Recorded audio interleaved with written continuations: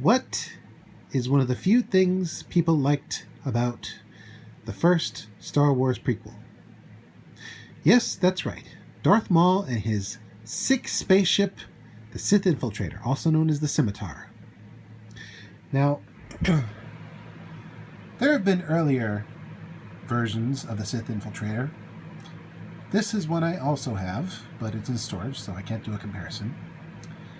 And this one is, I think, the third incarnation after the first one, and one that I don't own. And honestly, it's a marked improvement on the first generation ship. I mean, look at this thing. It just screams dagger in the heart of the Jedi. And it even has several physical improvements. These little knobs here, the square the rectangular things with the two rectangular indentations, those are buttons for a pair of missile launchers. I'm not going to go shooting them off because they're hard to recover, and they're kind of fragile. That's one downside to modern Lego missile launchers. The missiles are kind of fragile because they're made of the same stuff as lightsaber blades, which is this transparent plastic. And like I said, fragile. Anyway, this Sith Infiltrator has the same basic fins that open up with just a couple of clicks, like so. And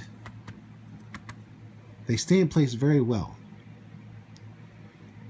But another improvement, besides this folding landing gear, so you don't have to hide the bits and pieces everywhere, is this area opens in three ways, top, bottom, and sides, to reveal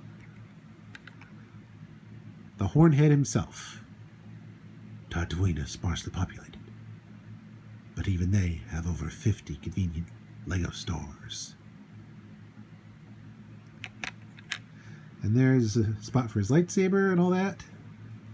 And honestly, this makes for a very sleek design that, while it's kind of redundant for those who've already got the first version, I don't mind having more than one version because this is a marked improvement. I can retire the earlier versions or display them elsewhere, or display them side by side for comparison once I get enough room. But you're probably asking yourself, what about those little droids he had?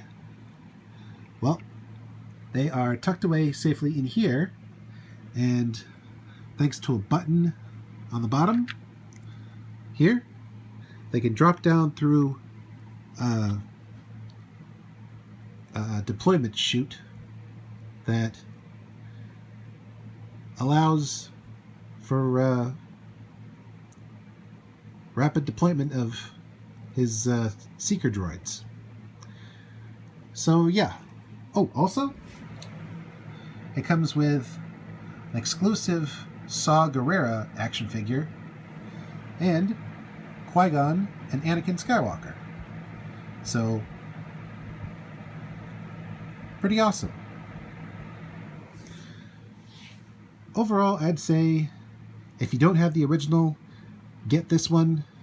But if you do have the original, honestly, it's still worth getting because this is a pretty sweet looking design that is a little more accurate to the actual ship from the movie.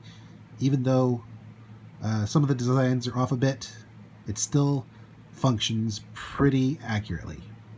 This is Mr. J signing out and reminding you, never stop building, never stop imagining, and never stop resisting the influence of the Sith.